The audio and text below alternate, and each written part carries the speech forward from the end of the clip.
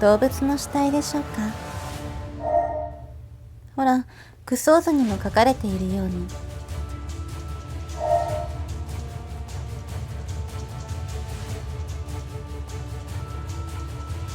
デッセン、クソーズをご存知ないのですね。それでは、本日はクソーズについてお話しいたしましょうか。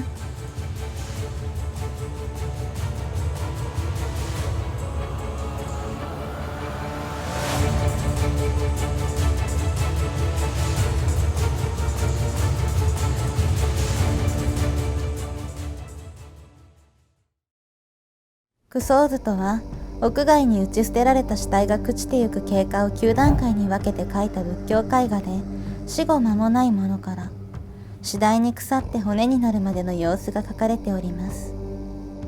クソーズと言いますが、9つの死体図の前に、生前の姿を加えて、合わせて10の場面を書くものもございます。では、実際にどんなものか、摩訶止観とクソーズ観を参考にご説明いたしましょう。摩訶止観、長宗。これらの獅子は顔色が黒ずみ、死体は硬直して手足が花を散らしたようにあちこちを抜く。膨張した体が風をはらんで膨らんだ皮袋のようであ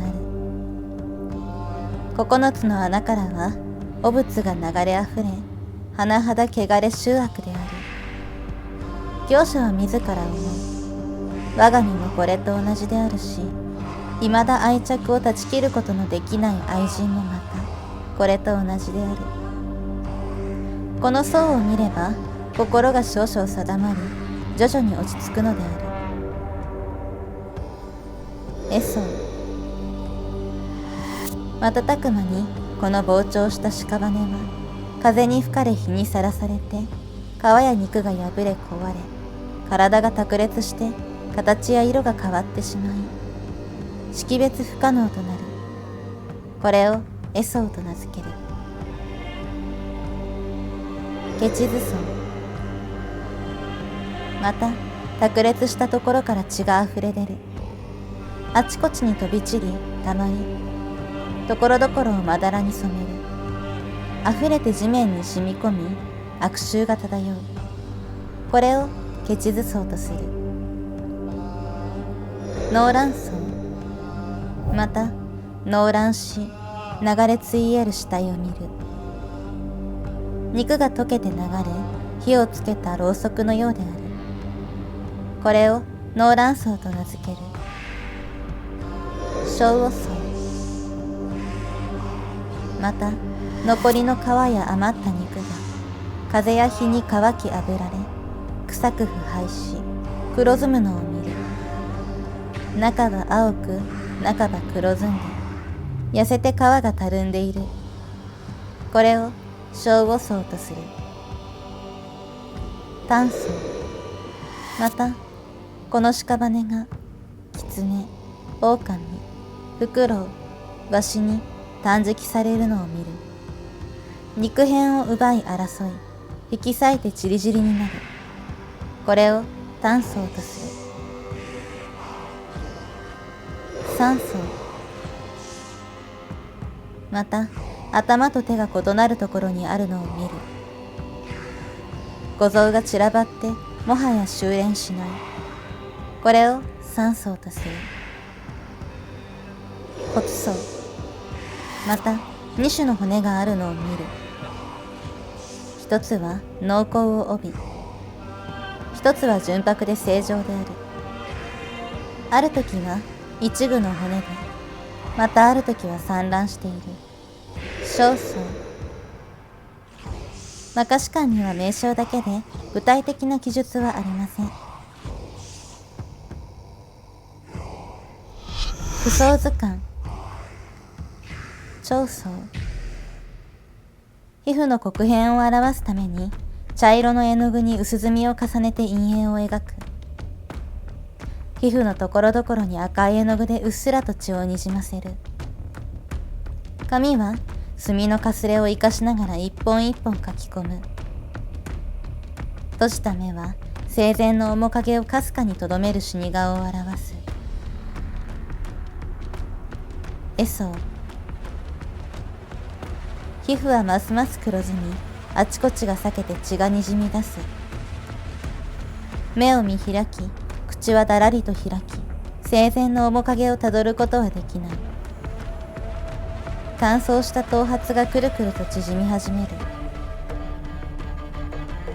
血図層。暗褐色の皮膚のところどころに緑青を薄く塗り、皮膚の裂け目から腐乱が始まっていることを示す。口元からは舌が垂れ下がり、飛び出した眼球の片方は失われている。脳卵巣。肉や内臓が溶けて流れる。鼻は崩れ骨が見える。内臓がはみ出し、肉の柔らかい部分を無数の蛆がはむ。小黄層。ミイラ化した死体の乾燥し黒く固まった肉を墨の濃淡で表現する。乾燥した髪が全身にまとわりつく。干からびた乳房がだらりと垂れている。乾燥。赤や黄色などの鮮やかな色が用いられ、動物に肉片を奪い合われ、引き裂きちりぢりになる躍動感あふれる目。朱、に、黄土、墨、白色顔料による点描で色を混色することなく、微妙な色調を表現している。三層。頭と手が異なるところにあり、五臓が散らばっている。これ以前の絵が経文に対して忠実であったのと比べると、経文からの隔たりが大きい絵になっている。第8弾と第9弾の間で場面が一つ脱落してしまったようにも感じます。骨層。摩訶止観では赤みの残った一つながりの骨と、純白でバラバラに散乱した骨の2種類に分けて説かれている。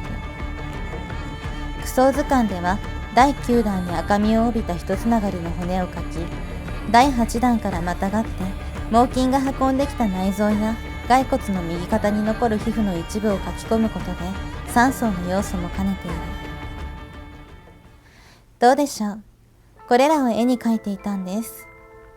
では、なぜこんなに恐ろしいことを行っていたのでしょうか。死体の変貌の様子を見て、乾燥することを苦相感と言います。これは修行僧の悟りの妨げとなる煩悩を払い、現世の肉体を不浄なもの、無浄なものと知るための修行で、要はどんなに美しい容姿も汚物の上の仮の姿で覆い隠しているようなものであるということですね。苦相観を説く経典は奈良時代には日本に伝わっていたとされ、これらの絵画は鎌倉時代から江戸時代にかけて制作されました。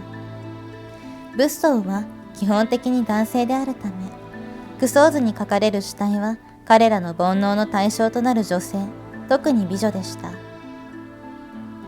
題材として用いられた人物には、檀林皇后や小野小町があり、檀林皇后は特に信心深く、実際に自身の遺体を放置させ、苦相図を描かせたと言われております。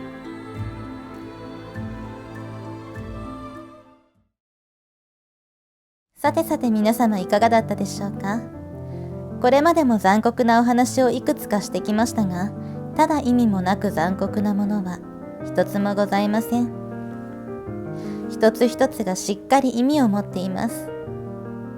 特に今回の苦相図のお話は、修行僧の煩悩を取り払うためのものだけではなく、私たちへの教訓とも受け取ることができます。どんなに美しく着飾っても、死んだらみんな同じです。まあ、とは言いましたが、もしも私の命に限りがあるとして、着飾ることはやめませんけれどね。悲願のお話、ご清聴いただき、ありがとうございます。お気に召しましたらまた遊びに来てくださいね。それでは、さようなら。